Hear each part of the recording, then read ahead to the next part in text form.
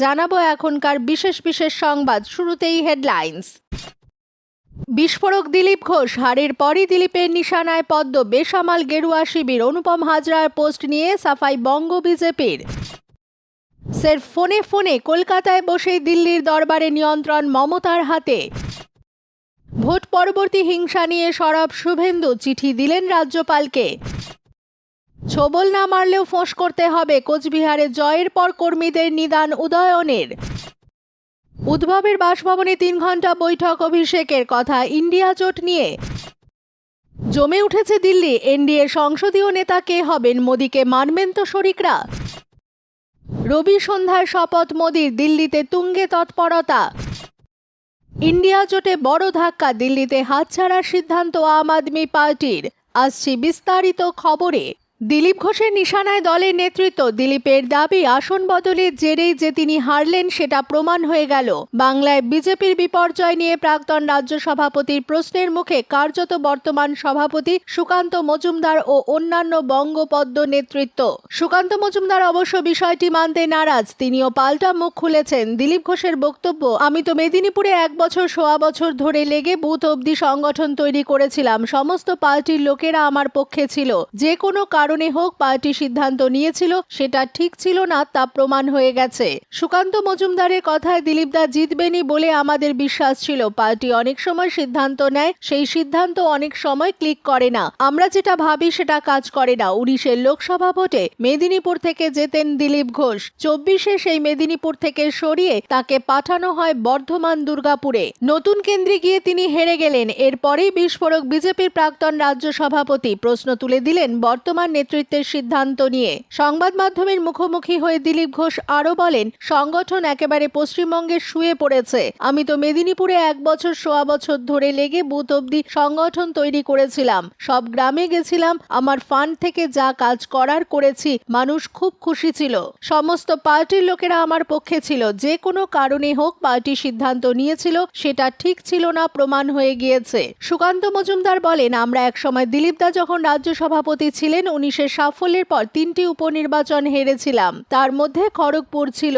তখনও ক্লিক করেনি। মাঝে মাঝে হয় ক্লিক করে না। আমরা যেটা ভাবি সেটা কাজ করে না। খবর শুনছেন কলকাতা সংবাদ চ্যানেল থেকে। আসছি পরবর্তী খবরে। আপাতত এখনো পর্যন্ত শুধু ফোনেই, তাতেই নিয়ন্ত্রিত দিল্লি দরবারের হাল হকিকত। ফোন মমতা বন্দ্যোপাধ্যায়ের কানে, কখনো বাড়ি থেকে, কখনো নবান্নে। ফোনের ওপাশে কখনো দিল্লি থেকে অভিষেক বন্দ্যোপাধ্যায়, কখনো অন্যান্য দলের নেতৃবৃন্দ। রাজধানী রাজনীতির ওঠাপড়ার মুহূর্তে যার ভূমিকা, মতামত এবং পরামর্শ কুশীলবদের জরুরি প্রয়োজন, তিনি বাংলার মুখ্যমন্ত্রী। গত মঙ্গলবার থেকে শুরু, গতকাল বৃহস্পতিবার রাত পর্যন্ত সমান সক্রিয়। সর্বশেষ রিপোর্ট, শরিকদের টেনে টুনে দাবির চাপ হজম করে জোড়াতালির সরকার হয়তো গড়ে দিচ্ছেন নরেন্দ্র দামোদর দাস মোদী। কিন্তু সেই সরকার হতে চলেছে নড়বড়ে এবং নৈপথ্য কাহিনীতে থাকছে এমন কিছু চিত্রনাট্য যা কম বেশি মাসখানেকের মধ্যে থেকে নাটকীয় উলট পুরাণের উপাদান সরবরাহ করবে। এমনকি শপথের আগে হোঁচটের গল্পও শোনা যাচ্ছে। 7 বারের সাংসদ, 4 বারের কেন্দ্রীয় মন্ত্রী, 2 বারের রেলমন্ত্রী, 3 বারের মুখ্যমন্ত্রী, 7-এর দশক থেকে রাজ্য ও জাতীয় রাজনীতিতে থাকা মমতা বন্দ্যোপাধ্যায়ের সঙ্গে সারা ভারতের বিভিন্ন দলের নেতা নেত্রীদের পরিচয় এবং যোগাযোগ থাকবে, এটা অতি স্বাভাবিক। আপাতত তারই পুরোদস্তুর প্রভাব চলছে। জাতীয় রাজনীতিতে এখন অনেকটাই অভিভাবকের ভূমিকায় বাংলার মুখ্যমন্ত্রী। নতুনরা পরামর্শ নিতেও রীতিমতো ফোন করছেন। যেমন সরকার পরিচালনার নানা খুঁটিনাটিতে কোনো মতামতের দরকার হলে পাঞ্জাব থেকে আপের মুখ্যমন্ত্রীর ফোন আসে। উত্তরপ্রদেশের অখিলেশ বিশেষ গুরুত্ব দেন মমতার কথায়। জেলবন্দি হেমন্ত সোরেনের স্ত্রী কল্পনা কোনো দরকার হলেই ফোন ঘোরান দিদিকে। এই তালিকা দীর্ঘ। বড় দলের সিনিয়র মোস্ট নেতা নেত্রী থেকে শুরু করে অন্যান্য সব শক্তির নেতারা কখনো সরকারি পদক্ষেপের পরামর্শে, কখনো রাজনৈতিক সমীকরণের জন্য মমতার কথার উপর নির্ভর করেন। সিনিয়রদের সঙ্গে দীর্ঘ রাজনীতি করেছেন নেত্রী, আবার জুনিয়র দেখেছেন বেড়ে উঠতে। এমনকি রাজনৈতিক বা মতাদর্শগত লড়াই থাকলেও উল্টো মতের দলের অনেকের সঙ্গেও ব্যক্তিগত সম্পর্কে তৃণমূল নেত্রী কিন্তু সৌজন্যের সাফল্যের প্রতীক। আপাতত কলকাতায় বসেই নিজের দীর্ঘ অভিজ্ঞতা থেকে সামলাচ্ছেন সব। দিল্লি পাঠিয়েছেন অভিষেক বন্দ্যোপাধ্যায়কে। যে কোনো বৈঠকের পরেই দুজনের একপ্রস্থ কথাবার্তা হয়ে যাচ্ছে। পরের বৈঠক কার সঙ্গে, দিল্লির পর কোথায়, কার কাছে গিয়ে পরবর্তী ঘুঁটি সাজাতে হবে, সেনাপতিকে পরিচালনা করছেন নেত্রী। সেনাপতিও যোগ্য হস্তে কর্তব্য পালন করে চলেছেন। চলতি লোকসভা ভোটে অশান্তির অভিযোগ তুলে সরব হলেন বিরোধী দলনেতা শুভেন্দু অধিকারী। চিঠি লিখলেন রাজ্যপাল সিভি আনন্দ বোসের উদ্দেশ্যে। তিনি লেখেন, সমস্ত বিষয় মাথায় রেখে দ্রুত প্রয়োজনীয় পদক্ষেপ নিন এবং আক্রান্ত এলাকা পরিদর্শন করুন। গতকাল বৃহস্পতিবার সকালে সোশ্যাল মিডিয়ায় এ নিয়ে মুখ খোলেন বিরোধী দলনেতা শুভেন্দু অধিকারী। তিনি লেখেন, ভোটের ফল বেরোনোর পর বিজেপির কার্যকর্তাদের উপর তৃণমূলের গুন্ডাদের হামলা চালানো এখন পশ্চিমবঙ্গের সংস্কৃতি হয়ে দাঁড়িয়েছে। 2021 সালের বিধানসভা নির্বাচনের পর যেমন বিজেপি কর্মীদের প্রাণ হারাতে হয়েছিল, একইভাবে লোকসভা নির্বাচনের ফল বেরোনোর পর বিজেপি কর্মীদের নিশানা করা হচ্ছে। যে গুন্ডারা বিজেপি কর্মীদের ওপর হামলা চালাচ্ছে, রাজ্যের শাসক দলের সঙ্গে সরাসরি সংযোগ রয়েছে তাদের। এ নিয়ে রাজ্যপালকে চিঠি দিয়েছি। গত মঙ্গলবার ফল প্রকাশের পর রাজ্যের একাধিক জায়গায় উঠে এসেছে অশান্তির খবর। কলকাতার নারকেলডাঙ্গায় বিজেপির দলীয় কার্যালয় লক্ষ্য করে বোমাবাজি। পাত্রসায়র, কতুলপুর, বাঁকুড়া থেকে উঠে এসেছে অশান্তির খবর। ভোট পরবর্তী অশান্তি নিয়ে ইতিমধ্যেই কলকাতা হাইকোর্টে দায়ের হয়েছে জনস্বার্থ মামলা। হাইকোর্টের আইনজীবীদের একাংশ বিচারপতি কৌশিক চন্দ্রের দৃষ্টি আকর্ষণ করেছেন। আদালত মামলা দায়েরের অনুমতি দিয়েছে। এই খবর আপনারা শুনছেন কলকাতা সংবাদ চ্যানেল থেকে। দলীয় কর্মীদের ফোঁস করার নিদান দিলেন উত্তরবঙ্গ উন্নয়ন মন্ত্রী উদয়ন গুহ। এদিন কোচবিহারের সদ্য নির্বাচিত সাংসদ জগদীশ বর্মা বসুনিয়া সংবর্ধনা অনুষ্ঠানে উদয়ন বলেন, লোকসভা নির্বাচনের ফলাফল অন্যরকম হলে তৃণমূলের দখলে থাকা সমস্ত গ্রাম পঞ্চায়েতে তালা ঝুলিয়ে দেওয়া হতো, পার্টি অফিসগুলো ভাঙচুর করা হতো, আমাদের দলীয় কর্মীরা বাড়িতে থাকতে পারতেন না। আমরা জিতেছি, তাই আমি দলীয় কর্মীদের বলবো, ছোবল না মারলেও মাঝে মধ্যে ফোঁস করতে হবে। গতকাল বৃহস্পতিবার বিকেলে দিনহাটা 1 ব্লক তৃণমূল কংগ্রেসের উদ্যোগে দিনহাটা নৃপেন্দ্র নারায়ণ স্মৃতি সদনে নবনির্বাচিত সাংসদ জগদীশ বর্মা বসুনিয়া সংবর্ধনা সভা অনুষ্ঠিত হয়। সেখানে উদয়ন আরও বলেন, ভোটের ফল বেরোনোর পর থেকে তৃণমূলে যোগ দেওয়ার লম্বা লাইন পড়ে গিয়েছে। এক্ষেত্রে তাদেরই দলে নিতে হবে যাদের দলে নিলে দলের লাভ হবে। সেই সমস্ত নেতা বা পঞ্চায়েতদের কখনোই নেওয়া যাবে না যাদের নিলে দলের ক্ষতি হবে। সভায় বক্তব্য রাখতে গিয়ে নবনির্বাচিত সাংসদ জগদীশ বর্মা বসুনিয়া বলেন, সংসদে গিয়ে সাধারণ মানুষের অভাব অভিযোগ নিয়ে বিস্তারিত আলোচনা করবেন। সভায় অন্যান্যদের মধ্যে উপস্থিত ছিলেন গ্রেটার নেতা বংশীবদন বর্মন, দিনহাটা 1 ব্লক তৃণমূল সভাপতি সুধাংশু রায়, জেলা পরিষদ কর্মাধ্যক্ষ নূর আলম হোসেন প্রমুখ। সভায় দিনহাটা 1 ব্লক তৃণমূল, যুব তৃণমূল সহ বিভিন্ন সংগঠনের পক্ষ থেকে নবনির্বাচিত সাংসদকে সংবর্ধনা দেওয়া হয়।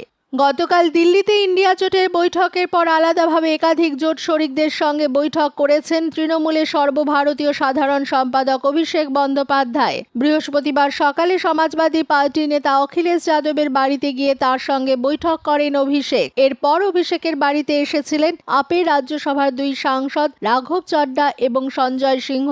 এছাড়াও সকাল থেকে অভিষেক ফোনে ইন্ডিয়ার একাধিক শরিক দলের নেতার সঙ্গে কথা বলেছেন বলে খবর তৃণমূল সূত্রে। এরপর মুম্বাই গিয়ে রাতের দিকে শিবসেনা সুপ্রিমো উদ্ধব ঠাকরের বাসভবনে গিয়ে টানা 3 ঘন্টা বৈঠক করেন অভিষেক। তৃণমূল সূত্রে খবর, উদ্ধবের ডাকে সাড়া দিয়ে মুম্বাই গিয়েছেন অভিষেক। সেখানে অভিষেকের সঙ্গে ছিলেন ডেরেক ওব্রায়েনও। বৈঠকে ইন্ডিয়া জোটের ভবিষ্যৎ নিয়ে সেখানে আলোচনা হয়েছে বলে খবর। শুক্রবার এনডিএ সংসদীয় নেতা বাছাইয়ের পালা। সব ঠিক থাকলে নরেন্দ্র মোদী হবেন এনডিএ সংসদীয় কমিটির নেতা।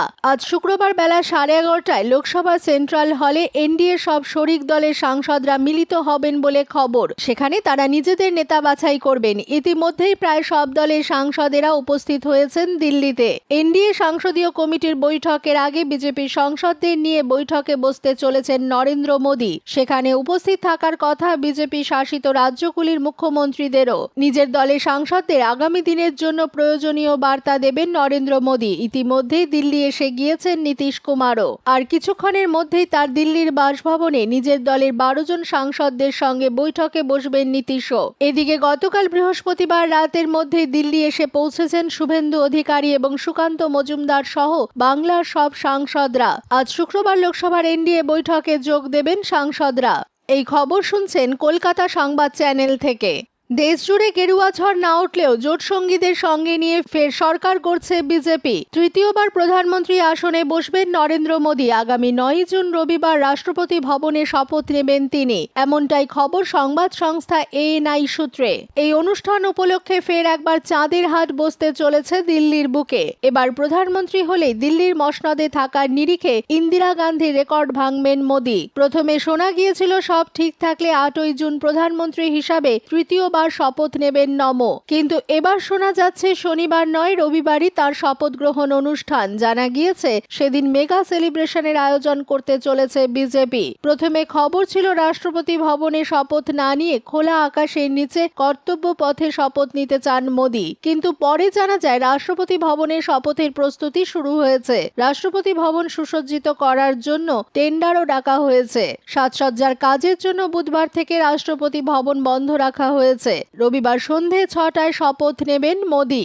ভোট পর্ব সদ্য মিটেছে, এখনো সরকার গঠন হয়নি, কিন্তু তার মধ্যেই ভাঙনের সুর ইন্ডিয়া জোটে। দিল্লিতে এবার একলা চলার কথা ঘোষণা করে দিল আম আদমি পার্টি। কংগ্রেসের সঙ্গে আগামী বিধানসভা নির্বাচনে তারা কোনোভাবেই সমঝোতায় যাবে না বলেও সাফ জানিয়ে দিয়েছে আপের মন্ত্রী গোপাল রায়। গতকাল বৃহস্পতিবার দিল্লির মুখ্যমন্ত্রী অরবিন্দ কেজরিওয়ালের বাসভবনে আপের বিধায়কদের এক বৈঠকে এই সিদ্ধান্ত নেওয়া হয়েছে। একই সঙ্গে আপ বিধায়কদের নিজের নিজের এলাকায় উন্নয়নের কাজ শুরু করতে নির্দেশ দেওয়া হয়েছে। আপের সঙ্গে কংগ্রেসের আসন সমঝোতার পথ মোটেই সহজ ছিল না। দিল্লিতে কোনো মতে জোট হলেও পাঞ্জাবে কংগ্রেসের সঙ্গে কোনো সমঝোতা হয়নি আপের। তা সত্ত্বেও পাঞ্জাবে 3টি আসনে জিতেছে আপ। অন্যদিকে কংগ্রেসের সঙ্গে সমঝোতা করেও দিল্লিতে একটি আসনও দখলে আসেনি আপের। 7টির মধ্যে 7টি আসনেই জয়ী হয়েছে বিজেপি। আর এই ফলের পরই হাত ছেড়ে দিল কেজরির দল। এতক্ষণ খবর শুনছিলেন কলকাতা সংবাদ চ্যানেল থেকে। সংবাদ এখনকার মতন এই পর্যন্ত। ধন্যবাদ।